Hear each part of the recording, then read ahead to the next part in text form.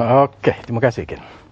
Selamat pagi, kita bersama lagi dalam Ruang Bicara yang dibawakan secara live dan eksklusif di Bernama TV, dan pastinya lah satu topik yang cukup menarik sebenarnya telah pun kami sediakan kepada anda di Ruang Bicara hari ini. Dua tetamu yang cukup hebat sudah pun berada di studio Ruang Bicara ini, jadi mungkin lebih baik izinkan saya untuk memperkenalkan tetamu-tetamu saya yang sudah pun bersiap sedia sekarang ini. Baiklah. Kita mengalu-alukan kedatangan yang berbahagia Ustaz Zamihan Mat Zain yang merupakan pegawai agama di Kementerian Dalam Negeri, dan kita juga mengalu-alukan yang berbahagia Dato' Akbar Sata, seorang penganalisis jenayah, dan beliau juga merupakan pengarah di Institut Jenayah dan Kriminologi University Health. Jadi apa kata kalau saya bersalaman dulu dengan tetamu-tetamu saya. Apa khabar Dato'?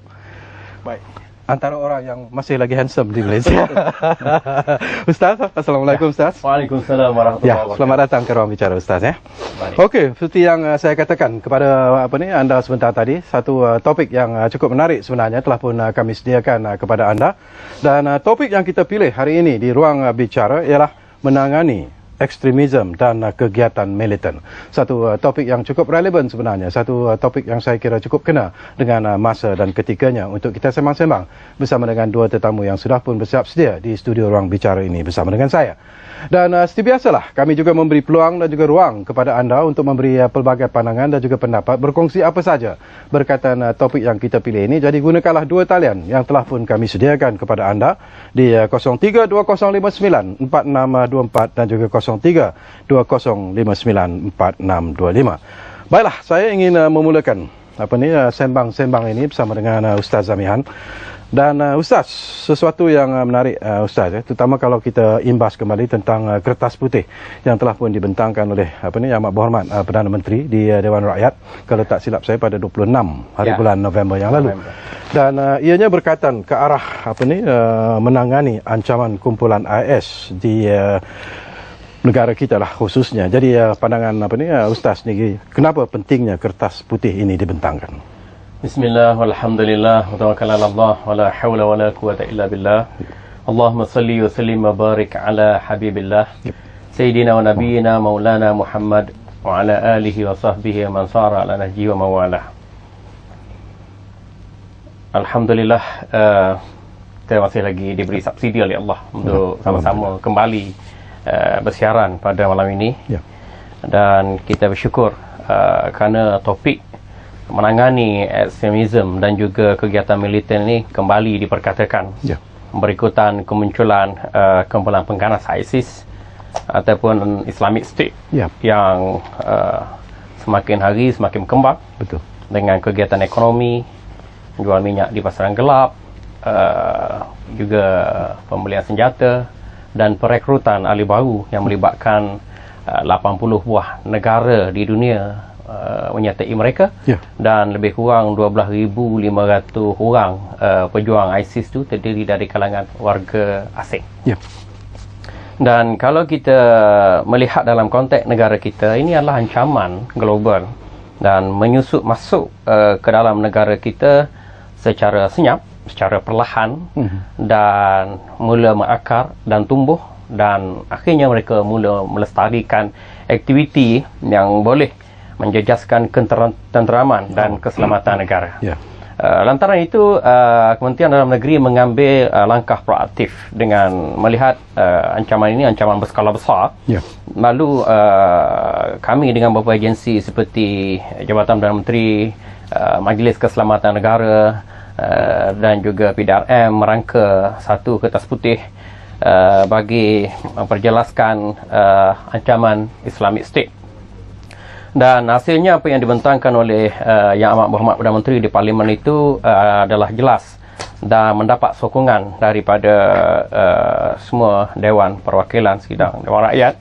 Dan akhirnya diputuskan di situ, saya sendiri yang berada di Parlimen ketika itu mendengar bahawa kerajaan diberi mandat untuk mendraft atau menggubal undang-undang baru bagi menangani ancaman ini. Dan KDN sekali lagi melangkah ke hadapan dengan mendraft undang-undang bagi penambahbaikan undang-undang langkah-langkah khas keselamatan 2012 atau SOSMA.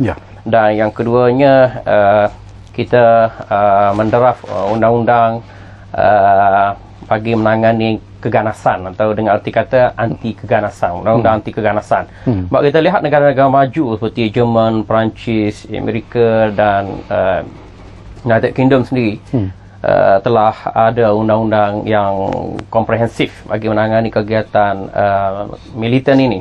Jadi kita cuba merekayasa satu undang-undang yang baru yang boleh menjamin keselamatan dan ketentraman awam. Sebabnya ialah mudah, ya.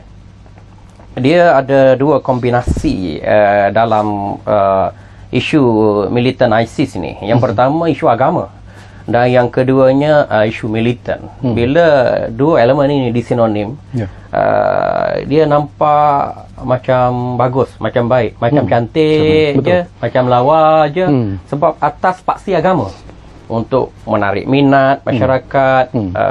Walaupun dengan salah faham agama, ada sekelintir di kalangan kita menarik minat dan terlibat mempromosi Islamic State, mengumpul dana, dan ada yang pergi berjuang atas alasan Malaysia negara kafir, undang-undang kafir, demokrasi kafir, perlembagaan kafir, dan kompromi dengan kafir pun jadi kafir. Jadi tak ada cara lain untuk mereka berada dalam negara yang kafir, yang disifatkan kafir ini, kecuali berhijrah ke negara Islam yang telah diistilahkan. Jadi bila perkara ini tak dibendung, mana pengeluaran rakyat kita ke Islamic State itu, jika tidak dibendung, ia akan merosakkan nama baik Malaysia. Dan Malaysia dituduh sebagai hub keganasan di Nusantara, dan akhirnya bila sekelintir rakyat kita yang terlibat, mereka cedera, mereka terbunuh, kehilangan nyawa, dan ada segelintir pihak pula akan mengatakan kita, kerajaan tidak bertanggungjawab di atas situasi atau konflik yang berlaku. Maka untuk itu Kertas Putih dirangka bagi mewujudkan satu undang-undang yang dilihat memberi kuasa kepada agensi keselamatan untuk menangani dari awal, sama ada bersikap pencegahan ataupun di peringkat dakwaan atau dikenakan hukuman. Yang penting sekali bentuk undang-undang ini diperlukan bagi menangani daripada munculnya kegiatan militer negara kita dan mengurangkan jumlah rakyat kita yang terlibat, dan kita sebenarnya tidak boleh kompromi dalam apa bentuk kegiatan militer. Okey, kita akan sambung lagi nanti Ustaz. Saya juga nak berkongsi pandangan dan juga pendapat daripada Datuk Akbar Sata sendiri sebagai seorang pakar dalam perkara-perkara yang berkaitan dengan jenayah dan juga kriminologi. Mungkin Datuk, kalau kita dengar apa yang disebut oleh Ustaz Zamihan tadi atas paksi agama itu, dan ianya telah berjaya mempengaruhi pemikiran, jiwa dan juga naluri umat Islam di negara kita ini. Ada setengah pihak yang begitu bersimpati dengan perjuangan AIS dan sebagainya. Jadi apakah Datuk merasakan bahawa apa yang dilakukan oleh kerajaan membentangkan Kertas Putih di Parlimen itu merupakan satu langkah yang amat tepat pada masanya? Assalamualaikum warahmatullahi wabarakatuh. Dan saya mengucapkan ribuan terima kasih kepada Bernama menjemput saya ke sini. Tambah-tambah lagi bersama dengan pakar daripada KDN, Ustaz kita. Saya dapati pembentangan Kertas Putih itu adalah satu pembentangan yang begitu baik, kerana ini merupakan satu tindakan proaktif yang diambil oleh kerajaan. Dan saya kira saya rasa apa yang dibentangkan itu telah dikaji dengan teliti. Cuma satu perkara yang saya agak tak risau, kerana Ketua Polis Negara sendiri telah memberi jaminan bahawa Malaysia ini bukan lagi sebagai hub. Walaupun ada itu seramai 30 orang daripada China telah menggunakan laluan di sini dan telah ambil tindakan, dan juga ada beberapa orang juga daripada Indonesia yang menggunakan Malaysia sebagai hub untuk pergi ke Turki dan terus pergi ke Syria. Tapi saya kira perkara-perkara ini kita tak boleh ambil ringan. Sepatutnya kita jangan leka dan mengambil tindakan segera, kerana kita kena ingat bahawa mereka ini begitu akan mencari jalan-jalan lain untuk mengatasi masalah-masalah. Dan itu begitu juga dengan undang yang kita hendak perkenalkan. Pastikan juga loophole tu kita dapat atasi, kerana kebanyakan daripada negara-negara telah memperkenalkan undang-undang anti-terorisme. So pastikan undang-undang yang kita buat ini diambil kira kelemahan-kelemahan yang ada di negara-negara lain, supaya kita mengadakan satu undang-undang yang terbaik. Begitu juga saya rasa kita juga perlu mencari punca, ya, apakah sebab sebenarnya berlaku rakyat Malaysia yang terpikat kepada IS. Ada pandangan daripada pengarah Special Branch Malaysia, Datuk Seri Akil, mengatakan bahawa ada 3 punca, iaitu saya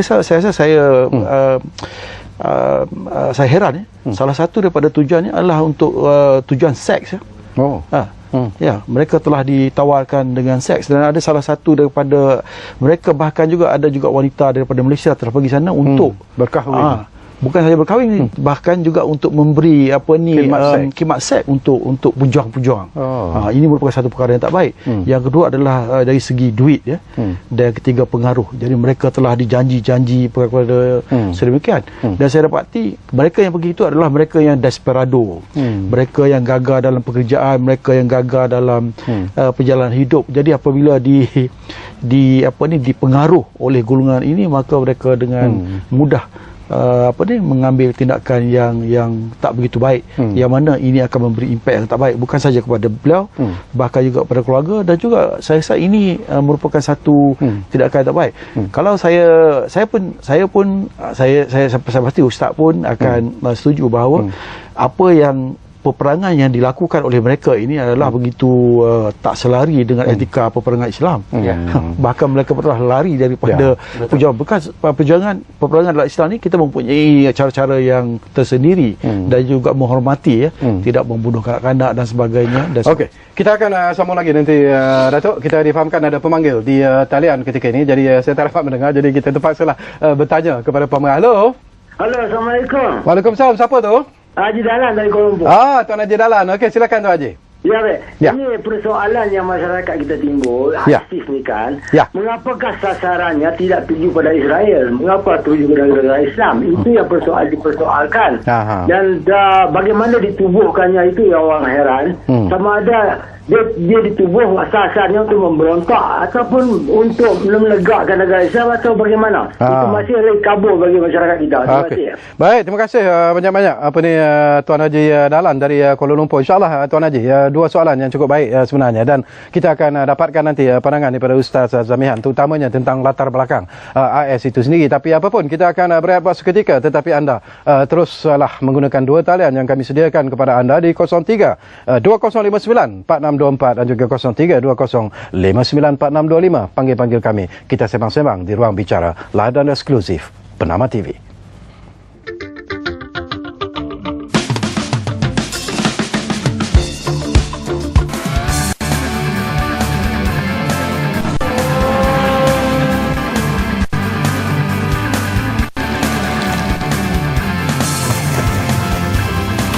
Girang gemilang atau peluh kecundang, paparan kegairahan, laporan sukan tanpa sempadan, wadah bertenaga dan terkini, sukan @Bernama TV.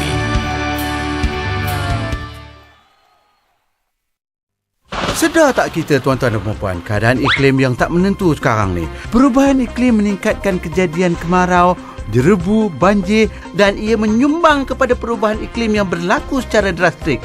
Inilah dia faktor-faktornya. Yang pertama, asap dari kenderaan. Yang kedua, penebangan dan pembakaran hutan. Yang ketiga, pembebasan asap dari industri perkilangan. Dan yang keempat, pelupusan sisa buangan.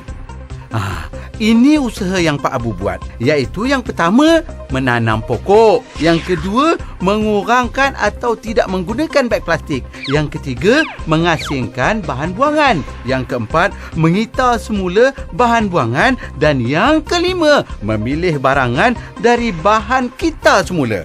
Ada banyak lagi usaha yang boleh kita lakukan. Antaranya, kurangkan pemanduan kereta persendirian dan banyakkan penggunaan kenderaan awam. Anda adalah sebahagian daripada penyelesaiannya.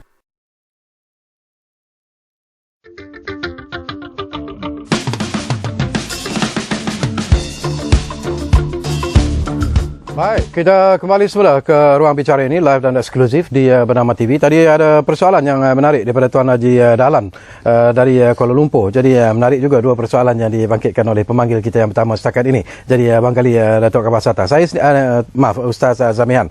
Saya sendiri pun sebenarnya tertarik hati dengan soalan yang kedua itu tentang sejarah latar belakang perjuangan AIS itu. Sebenarnya mereka berjuang untuk apa? Jadi itu yang mungkin ramai rakyat Malaysia yang masih lagi keliru dengan masalah ini. Jadi Ustaz,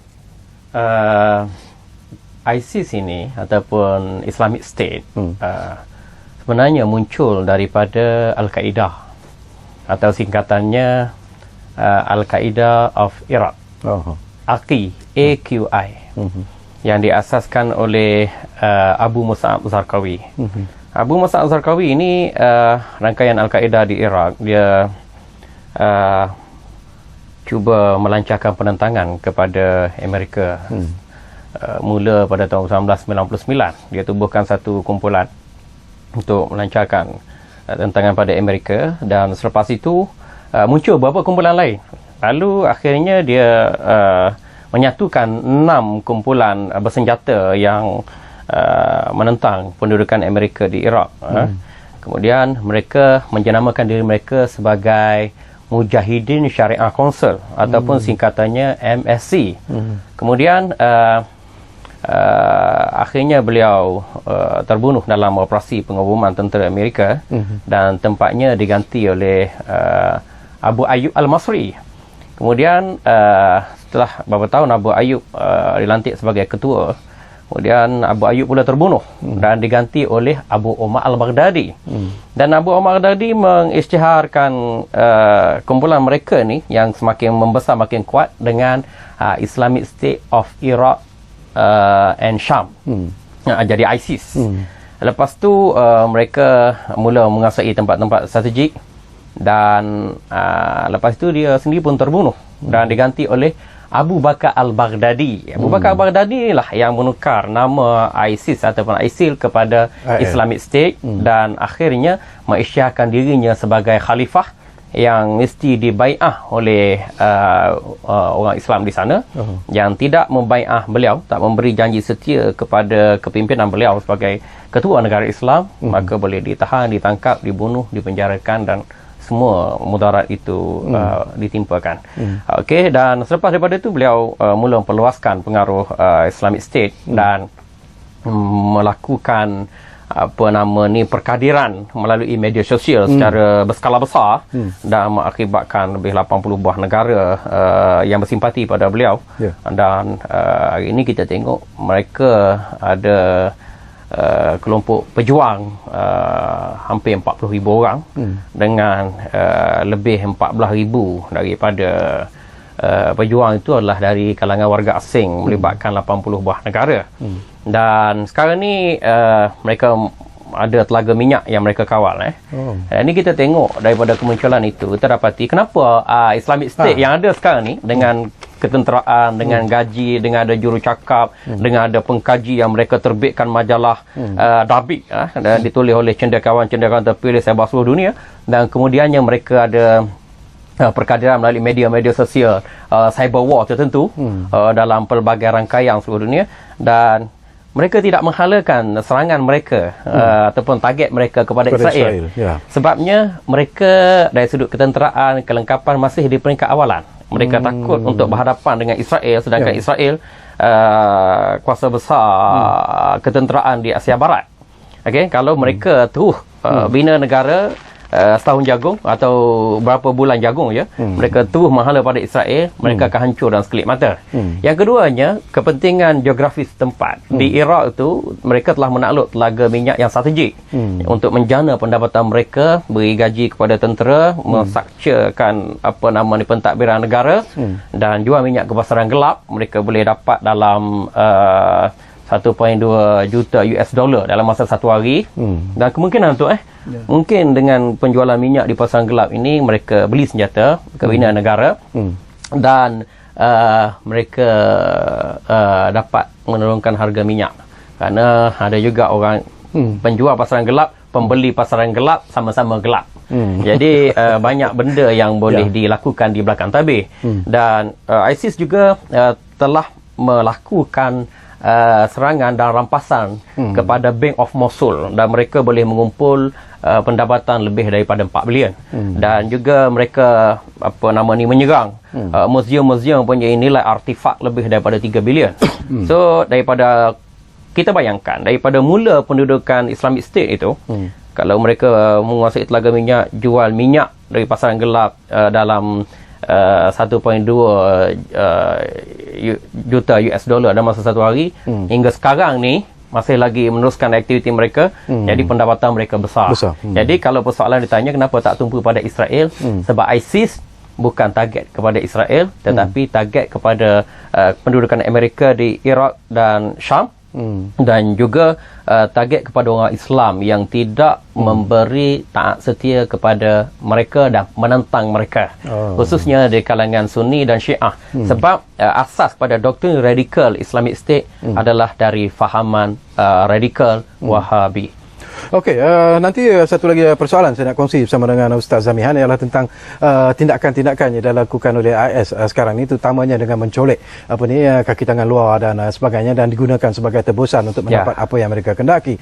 Tetapi saya ingin berkongsi juga dengan Datuk Akbar Sata satu persoalan yang menarik, Datuk, kalau kita bercakap tentang ekstremisme di negara kita sendiri, ada juga pihak-pihak tertentu yang mungkin ingin melakukan tindakan-tindakan yang bersifat ekstremisme. Tetapi agak menarik juga bila ada komen yang mengatakan bahawa khutbah Jumaat yang disampaikan, teks khutbah Jumaat itu juga dikatakan adalah antara punca yang menanamkan semangat ataupun ajaran-ajaran bersifat ekstremisme. Betapa ceteknya pandangan seperti ini yang disuarakan oleh pihak tertentu. Ya, saya rasa itu betul, kerana kita pun mendengar ceramah-ceramah dan juga khutbah Jumaat kita dapati apa yang dikatakan itu tak benar, kan? Kerana kebanyakan daripada masjid-masjid juga telah menentang ajaran-ajaran ekstremis. Ini adalah satu perkara yang begitu mustahak supaya kita mengatasi. Saya rasa ada juga orang-orang sengaja menggunakan isu ini untuk memperhangatkan isu ini. Bahkan ini tidak benar. Saya rasa kebanyakan majoriti daripada orang-orang di Malaysia ini 100% atau 99, boleh kata 100% yang menolak ajaran-ajaran yang ekstremisme ini. Cuma satu perkara yang saya ingin tegas di sini, ada perbezaan di antara terorisme dengan militan. Kenapa kita gunakan militan dan juga terorisme? Kerana kalau dari segi kriminologi, kalau terorisme tu dia lebih kepada physical violence. Itu physical violence, dan mereka juga akan mengganas dan juga membunuh orang-orang biasa. Itu perbezaan dia. Sedangkan bagi militan ni, militer daripada military, daripada ketenteraan. Tapi dia bukan tentera, cuma daripada segi ketenteraan. Jadi mereka mempunyai uniform dan juga hierarki tertentu. Tetapi mereka ini tidak membunuh. Tapi kita kena ingat, apabila kita melakukan ugutan tadi dan juga membunuh dan juga apa yang terjadi di apa yang cakap tadi, yang apabila kita membuat ugutan dan juga rampasan, sesuatu ataupun kita ugut, jadi ini boleh menukar daripada militan kepada terorisme. Itu sebabnya kalau kita tengok di Sabah itu kan, memang dia militan, tetapi apabila dia telah mengugut dan juga cuba membunuh dan menculik, ini dengan secara langsung kalau mengikut definisi, maka ia dikenali sebagai terorisme. Tapi apabila perkataan terorisme tu adalah menakutkan, jadi ini akan membuatkan suatu negara, terutama sekali negara barat, akan melihat kita sebagai sebuah negara tak baik. Sedangkan kebanyakan daripada kegiatan-kegiatan ini dilakukan oleh militan. Itu sebabnya apabila militan ini hendaklah mengikut dan juga mengadakan tindakan-tindakan mereka mengikut ciri-ciri yang dikenali sebagai militan. Kalau tidak, mereka akan dicap sebagai teroris. Okey, kita ambil satu lagi panggilan yang ada di talian sekarang ini. Encik Fuad Hashim dari Pulau Pinang sudah pun berada di talian kami. Assalamualaikum, Encik Fuad. Waalaikumsalam warahmatullahi. Ya. Ada dua soalan ni, ahli panel ni. Ya, silakan. Nombor satu ni, apakah akidah ISIS sebenarnya? Yang nombor dua ni, kemunculan ISIS mungkin disebabkan oleh Presiden Iraq Maliki yang pernah mengarahkan penduduk Iraq mengubah kiblat mereka daripada Mekah ke Karbala. Itu saja pertanyaan saya. Okey, terima kasih. Ya, terima kasih banyak-banyak Tuan Haji Fuad Hashim. Kita ambil satu lagi panggilan, Abdullah Osman dari Seremban Negeri Sembilan, ada di talian sekarang ni. Assalamualaikum Cik Abdullah. Waalaikumsalam. Ya. Syakawi. Ya. Ni ada dua persoalan Okey. IS, mengapa ada yang tertarik? Adakah kerana mereka dijanjikan syahid jika terbunuh, termasuk yang bunuh diri menggunakan bom dipasang di badan sendiri? Okey. Dan lagi satu, soalan kedua, mengapa Amerika dan NATO setakat ini tidak dapat menghapuskan IS, sedangkan negara-negara Arab yang lain tu yang hebat setakat ini yang mereka serang kalah teruk. Hanya tinggal Iran saja lagi dan IS. Itu saja. Baik, terima kasih Encik Abdullah Osman. Dua soalan yang cukup menarik sebenarnya. Jadi mungkin Ustaz Zamihan boleh respon kepada beberapa soalan yang dimakikan oleh pemanggil-pemanggil kita setakat ini. Silakan Ustaz. Terima kasih Cik Syakawi, Datuk dan sidang penonton sekalian. Yang pertama sekali, kenyataan Nuri Al-Maliki yang mengarahkan rakyatnya supaya jangan berkiblat ke Mekah, tukar kiblat ke Karbala, itu kenyataan yang tidak tepat. Okay.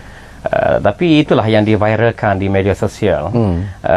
Dalam erti kata, isu yang berlaku di Iraq sebenarnya berpunca daripada Syiah.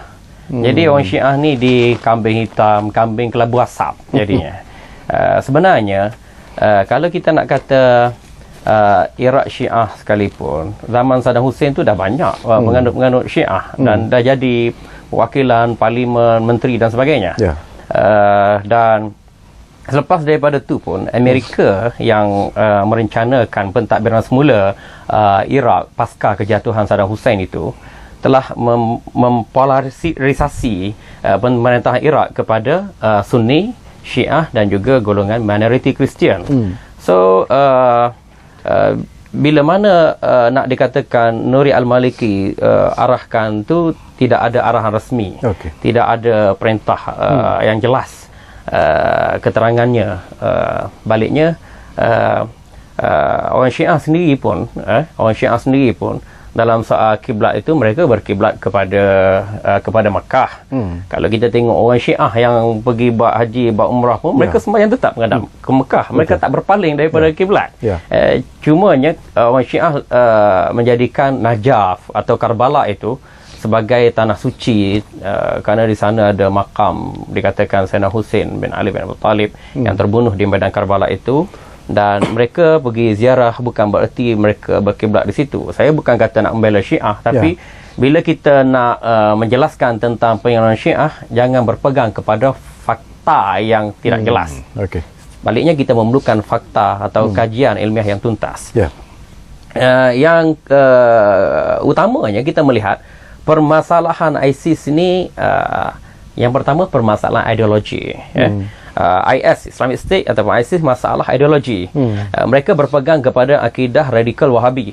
Dengan arti kata Saddam Hussein tak betul. Guling Saddam Hussein. Kemudiannya bila Saddam Hussein jatuh, naik Nuri Al-Maliki, Syiah tak betul. Guling Syiah. Kerana Syiah ni dahlah menyeleweng, kemudian jadi barwa pada Amerika. Jadi mereka tak boleh terima hakikat itu.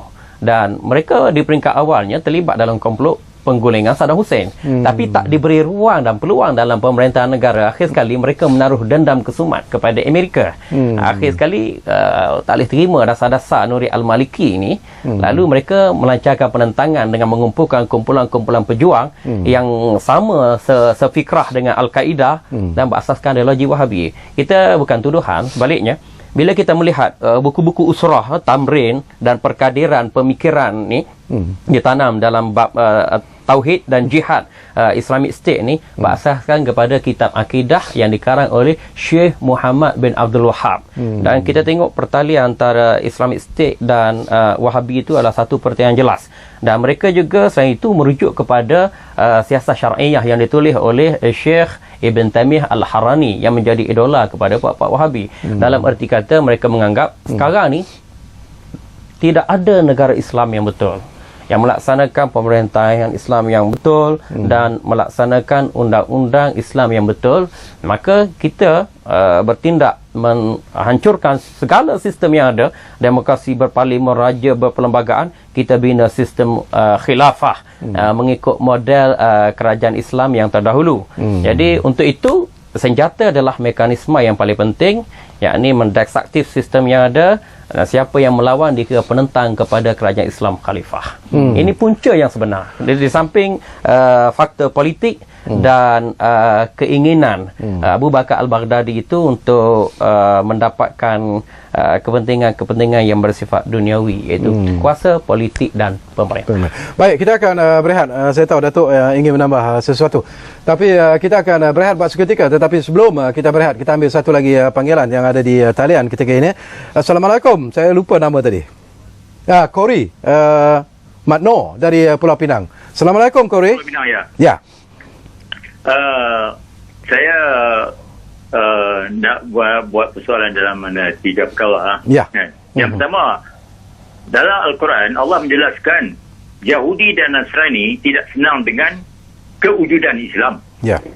Yang pertama, mereka melabelkan Islam sebagai pengganas. Ya. Yang kedua, mereka berjaya melagakan negara Islam, membukti bahawa mereka Islam membunuh sesama sendiri. Yang ketiga, mungkin ISIS wujud adalah perancangan dari Amerika Yahudi supaya Islam berterusan memberontak dan membunuh. Sekian, terima kasih. Baik, terima kasih banyak-banyak Kori dan Muhammad Noor dari Pulau Pinang. Jadi menarik juga persoalan ataupun observation yang dilakukan oleh saudara Kori. Tak apa, anda masih lagi berpeluang sebenarnya untuk memanggil kami di 0320594624 dan juga 0320594625. Anda juga boleh terus memberi pandangan dan juga pendapat dan juga pandangan berkaitan dengan topik yang sedang kita bincangkan ketika ini. Kita berehat dulu. Anda jangan ke mana-mana. Kembali semula sebentar saja lagi bersama kami, live dan eksklusif, Ruang Bicara.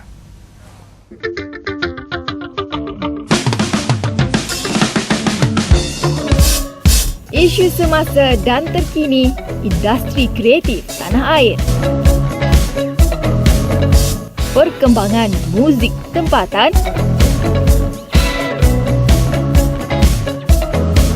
Lensa anak seni. Aksi layar perak. Tanpa gosip dan sensasi, semuanya disisipkan selama setengah jam dalam Tedi Sini, bukan sekadar hiburan.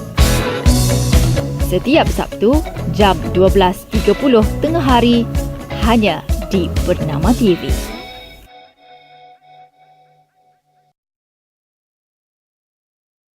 Menyelami realiti, menjejaki masa, meninjau peristiwa, paparan kronikal kembara kehidupan, pelbagai keunikan juga pengalaman menarik.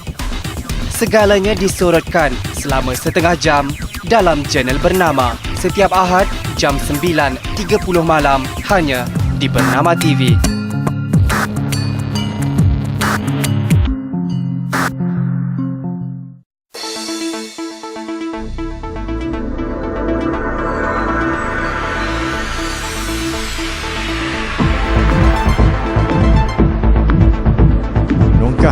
Masa mengupas isu semasa, jadi saluran pelbagai suara, segalanya baru dan benar di Berita Bernama TV.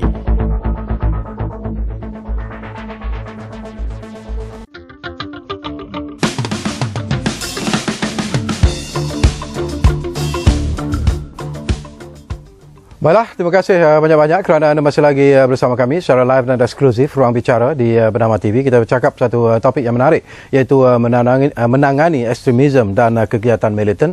Dan kita masih lagi bersama dengan berbagai Ustaz Zamihan Mat Zain, Pegawai Agama di Kementerian Dalam Negeri ataupun KDN, dan juga bersama dengan berbagai Datuk Akbar Sata yang merupakan penganalisis jenayah dan juga merupakan pengarah di Institut Jenayah dan Kriminologi University Health.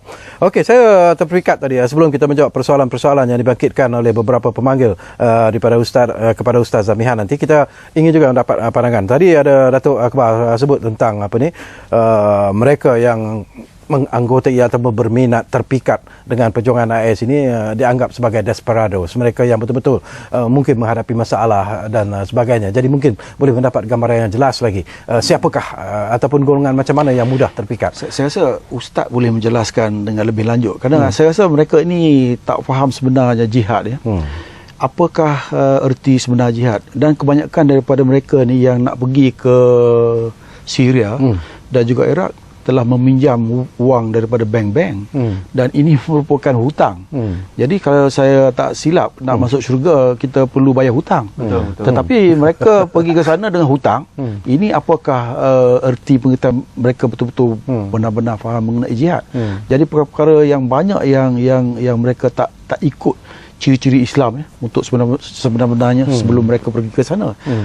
Tinggal, keluarga dan sebagainya tidak mengikut jalan yang tertentu ya. Jadi saya rasa perkara gini patut kita ambil perhatian, dan saya ingin lebih kepada perkara yang berlaku di Malaysia ya, supaya kita peranan agensi tertentu macam JAKIM ya.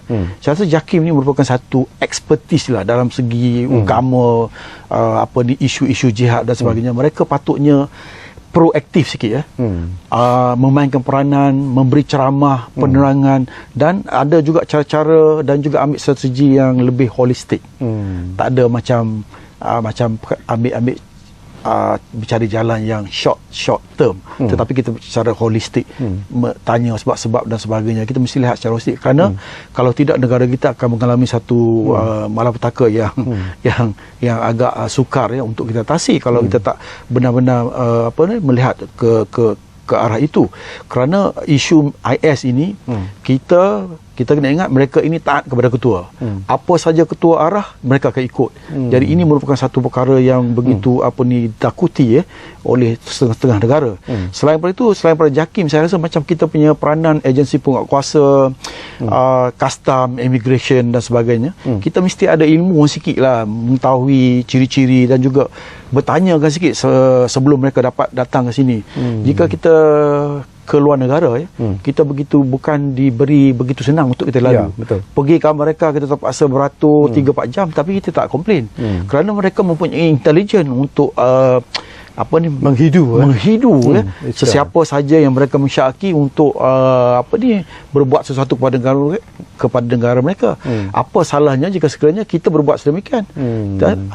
Satu lagi, saya rasa kebanyakan daripada penceramah-penceramah juga daripada Indonesia yang datang ke sini itu pun patut di-scan dan juga di-vet. Kerana mereka ini datang dapat mempengaruhi masyarakat-masyarakat muda, dan juga ada setengah-setengah daripada madrasah daripada madrasah sekolah-sekolah pondok ini juga dipengaruhi. Bukan tak ada. Kerana ada di antara mereka yang mengutip wang melalui Facebook yang seperti Ustaz bertahu hal ini melalui Facebook untuk masjid dan surau untuk menghantar wang itu kepada kumpulan-kumpulan ini. Jadi ini merupakan satu perkara yang bahaya. Selain itu SKMM ni kan. Kerana kebanyakan daripada ajaran ini juga disebar melalui social media. Jadi kita juga mesti mempunyai action proaktif lah supaya dapat mengatasi masalah ini. Okey, Ustaz, barangkali ingin menambah lagi dan juga menjawab persoalan-persoalan yang dibangkitkan oleh pemanggil setakat ini, Ustaz. Okey, bila kita kata ISIS ini tajaan Amerika ataupun Yahudi, Kristian, memang ada pro kontranya. Sebab kita melihat Amerika kuasa besar, dia gabungkan dengan kekuatan daripada Eropah. Mereka boleh melenyapkan sebuah daerah, negeri, negara bila-bila masa saja, kerana mereka memiliki pelbagai mekanisme kekuatan. Kita tengok bagaimana pembantaian terhadap Afghanistan, terhadap Iraq, sekelip mata aja. Tetapi ISIS ni bagaikan sorong papan tarik papan, buah keranji dalam perahu. Amerika tahu Islamic State itu adalah kumpulan militer, tetapi kadang banyak buat-buat tak tahu. Ni pantun yang selamba saja, Cik Syakir. Kita tengok Yahudi dan Kristian memang musuh kepada Islam dan mereka cuba mencipta musuh dari dua dimensi. Satu secara makro dan yang kedua secara mikro. Dalaman dan luaran musuh itu dicipta. Yang pertama, Yahudi dan Kristian tu memang jelas musuh luaran. Tapi dalamannya mereka cuba membina pemikiran radikal ekstremis di kalangan orang Islam itu sendiri yang jadi salah faham terhadap agama Islam, negara Islam, jihad, perang, mati syahid. Dan yang kedua, mereka melihat dalam Islam ni ada beberapa jalur pemikiran yang saling bertentangan. Macam Islam cara Syiah, berbeza dengan Islam cara Ahlussunnah wal Jamaah, berbeza Islam dengan cara Wahabi, berbeza Islam dengan cara liberal. Kita melihat dalam konteks dunia Islam sekarang ni, aliran Syiah, Wahabi, liberalisme agama dan ajaran sesat. Keempat entiti inilah yang melahirkan pemikiran radikal, ekstremis, teroris dan militer. Kerana mereka menganggap mereka suci, mereka menganggap mereka betul, mereka tak menerima pandangan sisi daripada orang lain. Sama ada daripada ulama, daripada pemerintah, daripada kerajaan, mereka tidak menerima sama sekali. Jadi mereka mempunyai momentum yang tersendiri dalam menggariskan pemikiran, tindakan dan juga perbuatan. Sebab itu mereka tekad. Mereka kata mereka memperjuangkan Islam, mereka bina negara Islam. Kalau mereka mati dalam pertempuran, mereka mati syahid. Kalau mereka boleh cari kutip dana apa semua itu dikira infak fisabilillah. Jadi mereka all out. Sama ada mati syahid ataupun berjihad membina negara. Itulah serampang dua mata mereka. Yang kedua, kalau kita tengok itu percaturan musuh, Yahudi dan Kristian, cara musuh untuk kita bergaduh. Yang kedua, kita tak ada kekuatan. Orang Islam sama Islam bergaduh dalam jajaran aliran pemikiran yang sebutkan tadi, satu sudut. Yang kedua sudutnya ialah gaduh dalam jajaran pemikiran politik. Kita ada Parti Cak Ayam, Melayu Islam, Parti Cak Itik, Melayu Islam, Parti Cak Unta pun Melayu Islam. Andai kata ketiga-tiga entiti ini bersatu, kita satu Quran, kita satu Nabi, kita satu akidah Ahlussunnah wal Jamaah, kita satu kiblat, kita satu dosa, satu pahala, satu syurga, satu neraka, kita satu Malaysia. Mengapa kita tak boleh bersatu? Kalau kita bersatu, kita boleh menyahkan musuh dalam diri kita sendiri dan dalam kalangan kita dan juga luaran. Dan kita boleh membina kekuatan itu. Tapi sayangnya tidak ada elemen-elemen penyatuan di peringkat awalan, pertengahan dan juga hiliran. Jadi hasilnya tidak begitu ketara. Yang sesungguhnya kita melihat bahawa musuh sentiasa mengeksploitasi kelemahan kita. Sehingga Kutubah Jakim pun dituduh sebagai mengandung unsur ekstremis. Saya bukan nak kata saya ni sebagai pakar analisa pemikiran ekstremis. Tapi saya berkecimpung dalam bidang ini daripada awal lagi. Daripada ISA, kumpulan KMM, Darul Islam, Jemaah Islamiyah, juga LTTE dan juga Islamic State ni. Kita merangka modul pemulihan. Saya kerjasama dengan ERAT dengan Jabatan Penjara Malaysia. Tadi kita buat satu pencerahan tentang jihad dan militan dan kita kerjasama untuk mewujudkan modul pemulihan. Sekarang ni lebih dalam 20 orang tahanan Islamic State dalam penjara yang kita tempatkan secara khusus, sama ada di penjara Bentong, penjara Sungai Buloh, penjara Kajang ataupun mungkin penjara-penjara yang lain juga. Jadi untuk program pemulihan ni kita gabungkan elemen psikologi, kaunseling, intervensi, kenegaraan dan juga yang paling penting adalah nilai kemanusiaan dan spiritual.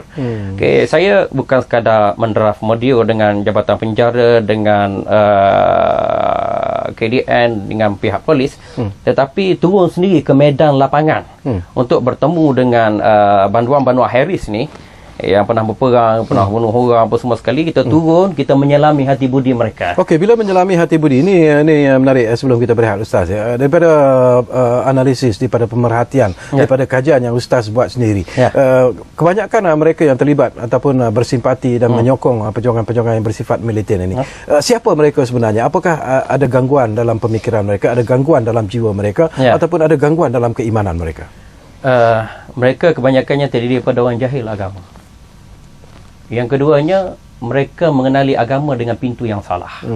Dengan ustaz-ustaz yang radikal dan ekstrem, ustaz yang kritikal terhadap dasar-dasar kerajaan dan perancangan strategi kerajaan, dan selalu memandang negatif pada apa saja usaha dalam soal pembangunan bangsa, masyarakat, agama dan tamadun. Dan yang ketiga, mereka ini ditiupkan dengan semangat yang salah. Semangat untuk membantu, semangat untuk menyalurkan dana, semangat untuk jihad mati syahid secara yang salah. Jadi akhir sekali mereka terjebak, terjerat dan terperangkap. Bila nak U-turn balik, mereka hilang arah. Okey, kita akan berehat buat seketika, kali terakhir sebenarnya, dan kembali nanti. Tak banyak lagi masa yang tinggal, tapi ada lagi persoalan-persoalan yang ingin saya kongsi bersama dengan Dato' Akbar Sata dan juga Ustaz Zamihan di studio Ruang Bicara. Berehat dulu.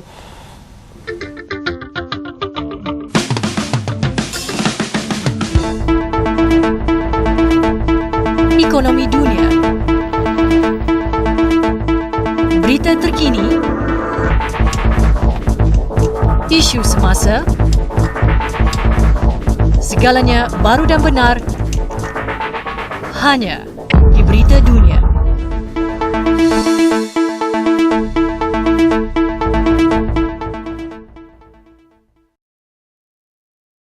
Halo, apa kabar pemirsa? Salam dari Jakarta. Sebuah program kerjasama Kantor Berita Indonesia Antara dengan Kantor Berita Malaysia bernama kembali hadir menjumpai Anda.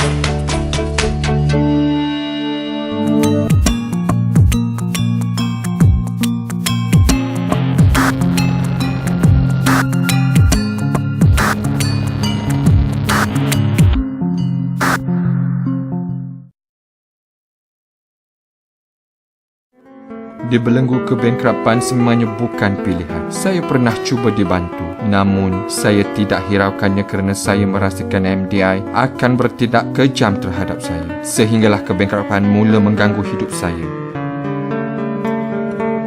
Saya hilang punca untuk meneruskan kehidupan. Akaun saya dibekukan. Apa nasib keluarga saya? Selama ini saya menyangka MDI zalim yang membangkrapkan saya. Ternyata sangkaan saya meleset sama sekali.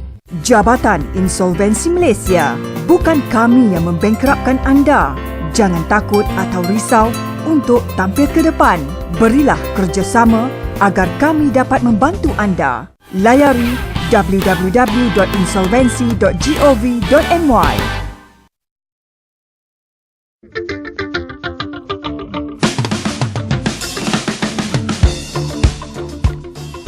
Baiklah, kita berada di penghujung Ruang Bicara sebenarnya. Tak banyak lagi masa yang tinggal. Sebelum saya minta pandangan daripada Ustaz, barangkali saya nak juga nak berkongsi bersama dengan Dato' Akbar Sata. Istilah yang diperkenalkan Barat dan akhirnya menjadi satu istilah yang cukup popular sekarang, itu Islamofobia. Ketakutan kepada penganut ataupun umat-umat Islam. Dan Islam itu dikaitkan dengan keganasan. Islam itu dikatakan sebagai golongan yang cukup mengamalkan sifat ekstremisme dan sebagainya.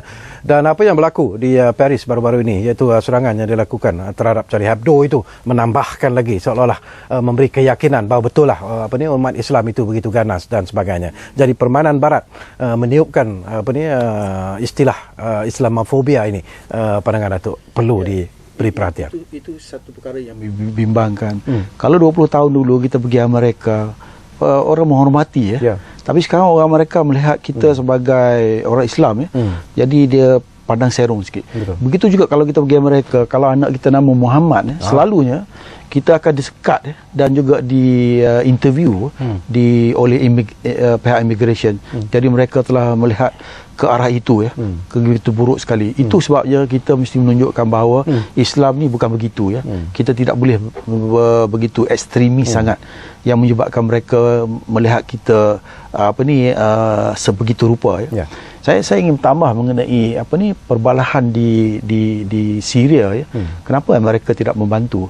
Saya rasa bagi mereka ini adalah satu peluang terbaik untuk sama-sama orang Islam ya bergaduh ya. Mereka tidak perlu membelanja banyak, bahkan ada saya dengar bahawa mereka ada membantu di antara satu pihak, tetapi tidak begitu ketara. Jadi ini mereka akan terhapus dengan sendiri di antara satu kumpulan. Sama ada satu kumpulan. Jadi ini menyebabkan ini memalukan kita. Bagi mereka, bagi orang bukan Islam, mereka melihat ini sebagai satu perkara yang mereka ketawa ya. Kita selalu bergaduh di antara kita sendiri dan kita tidak jarang sekali bersatu. Jadi itu sebabnya kita perlukan satu pemimpin yang begitu bagus ya, supaya kita dapat mendamai isu-isu seperti ini ya. Kerana sampai sekarang kita tidak mempunyai satu pemimpin yang benar-benar dapat menyatukan orang Islam, bukan saja di luar negara, bahkan juga dalam negara. Jadi ini ya merupakan satu saya rasa kita mesti mencari juga satu formula ya. Kerana kalau kita bersatu, kita akan kuat. Betul. Okey, pemerkasaan kepada beberapa akta, kepada beberapa undang-undang juga disarankan dalam kertas putih yang dibentangkan oleh Yang Berhormat Perdana Menteri di Dewan Rakyat yang lalu. Jadi mungkin boleh mendapat komen daripada Ustaz. Berdasarkan pada situasi yang berlaku dalam elemen teroris ataupun militer ni, kita memerlukan wacana perundangan yang tuntas, yang tepat dan merangkumi keperluan yang mendesak. Saya kira undang-undang pencegahan harus dikembalikan. Bukan bermaksud saya ingin mengimbau kembali nostalgia ISA yang mana saya sebagai pegawai penyelaras kepada program pemulihan dan pembangunan semula mereka yang ditahan. Tetapi undang-undang pencegahan ini penting bagi mengekang, menyekat dan mencegah lebih baik daripada merawat. Al-wiqayatu khairu minal ilaj.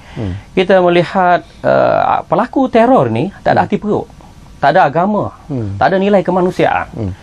Contohnya bawa bom, pergi letak situ dalam khalayak ramai, membunuh 16 orang. Seorang yang terbunuh, dia boleh korbankan 16 orang. Bagi dia tu jihad. Jadi yang 16 orang tu wanita, ibu mengandung, orang kurang upaya, orang tua, kanak-kanak.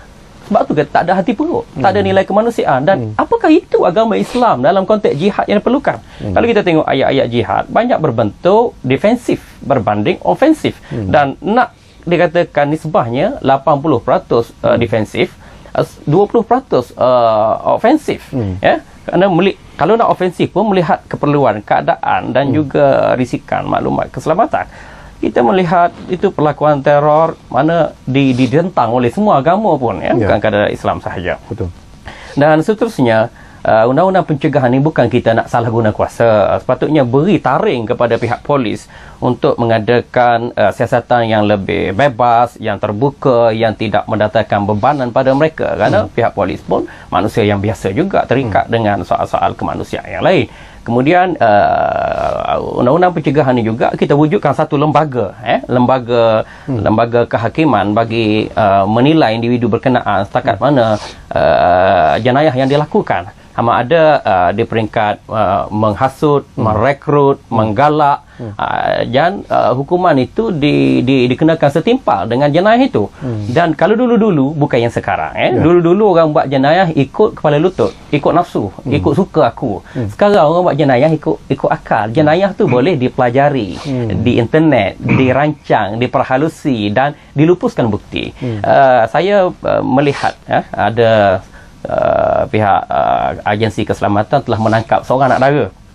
Dia ni seorang yang terpelajar lulusan IPT dan pernah bekerja dalam syarikat swasta yang besar di Malaysia. Tapi pakai skirt merah, terlibat dengan drug addict dan happy go lucky, enjoy. Tapi mula nak install kenal agama melalui internet. Akhir sekali dia berhubung dengan seorang anggota Islamic State di Syria melalui Facebook. Dan dikatakan dia menikah melalui Skype tanpa pengetahuan orang tuanya. Akhir sekali, ringkasnya, dia beli tiket untuk ke Turki dan akhirnya masuk ke Syria. Tapi kita dapat menjejaki mereka, tangkap, dan kita buat soal siasat. Dia kata kenapa nak tangkap dia? Dia tak salah. Bagi dia tak salah. Dia nak pergi Turki. Tapi sebenarnya niat dia nak pergi Syria.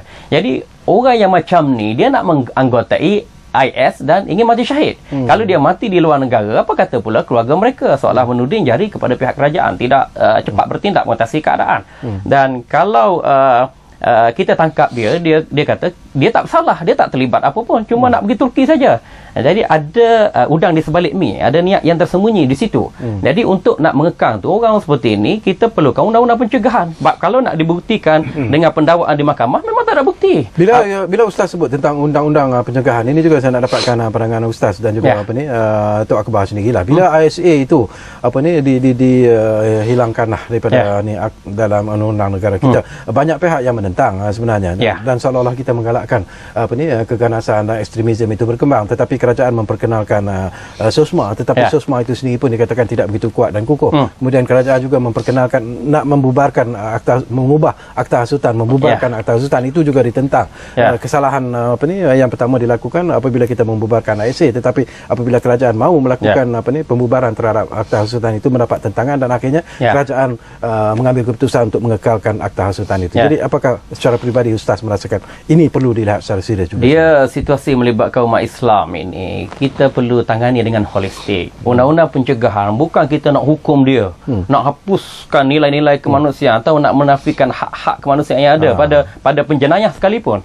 Baliknya kita tahan dia dulu, kita hentikan aktiviti militan dia tu yang dijangka akan memudaratkan orang lain. Kita hentikan dia, kita tahan, kita beri perlindungan, kita beri ilmu agama, kita beri didikan, nasihat, tunjuk ajar, dan pulihkan mereka dengan pendidikan holistik, dengan sentuhan spiritual, dengan nilai kemanusiaan dan kebertanggungjawaban kepada agama, bangsa dan negara. Jadi lepas daripada tu kita buat penilaian, adakah orang ni 2 tahun sekali boleh keluar ataupun tak boleh, atau perlu diteruskan. Dan kita ada lembaga kehakiman yang akan membuat semakan kepada perkembangan individu yang ditahan. Dan alhamdulillah alhamdulillah KDN mempunyai seorang menteri yang berwibawa, berkaliber, cepat bertindak dalam menangani situasi ini. Dan Datuk Seri Ahmad Zahid Hamidi seorang menteri yang berani, dan kalau beliau tak berani, kita pegawai-pegawai pun jadi takut juga. Jadi dia berada di hadapan kita. Dan saya begitu bangga dan pemerhatian saya sebagai pegawai agama melihat unsur holistik sekarang ini diterapkan dalam program pemulihan penjara dan juga dalam perkenalan undang-undang baru ni. So saya mengambil kira bahawa jangan ada pihak yang khuatir nak mengaitkan undang-undang pencegahan yang bakal digubal ini drakonia, menafikan hak kemanusiaan. Mereka tak pergi. Kalau mereka betul-betul ingin berbincang secara ilmiah, saya bersedia untuk menjelaskan situasi ini. Dan yang penting kita cari jalan macam mana nak menjamin keselamatan dan ketentraman awam terus dinikmati oleh umat Islam, dan sekaligus ia meraihkan hak-hak kemanusiaan masyarakat majoriti bagi merekayasa perkembangan agama, bangsa dan negara yang lebih cemerlang. Kita kena sambung lagi sebenarnya, Datuk. Tak ada masa lagi, tapi kesian juga Datuk dah ada sikit. Agaknya Datuk serengkas-rengkas sepantas-pantasnya. Mungkin kurang daripada 1 minit. Boleh tak Datuk suarakan apa yang ingin Datuk lontarkan? Saya pasti pihak kerajaan dapat mengatasi, kerana kita mempunyai pengalaman Al-Ma'unah dulu. Cuma pastikan kita perkukuhkan kita punya intelligence supaya kita dapat mengenal pasti. Lepas tu dipulihkan oleh pihak KDN.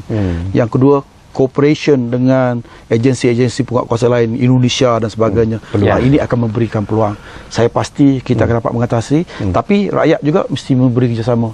Apa juga yang berlaku yang kita bau, kita hendaklah lapor kepada polis ataupun KDN. Dan kita akan selamat. Baik, terima kasih banyak-banyak kepada Ustaz Zamihan. Terima kasih kepada Datuk Akbar Sata. Tak cukup masa sebenarnya, walaupun 1 jam kita bercakap tentang persoalan ini. InsyaAllah di masa-masa yang akan datang kita sambung lagi Ustaz dan juga Datuk bersama-sama untuk bercakap tentang perkara ini, kerana ini merupakan satu isu yang cukup menarik sebenarnya, satu isu yang perlu diberi perhatian yang serius oleh semua pihak. Terima kasih kepada anda yang memanggil kami, memberi pelbagai pandangan dan juga pendapat, dan kami menjanjikan sesuatu. Anda jangan ke mana-mana di masa-masa yang akan datang. Ruang Bicara akan terus berbicara bersama anda dari masa ke semasa. Jumpa lagi. Assalamualaikum. Waalaikumsalam.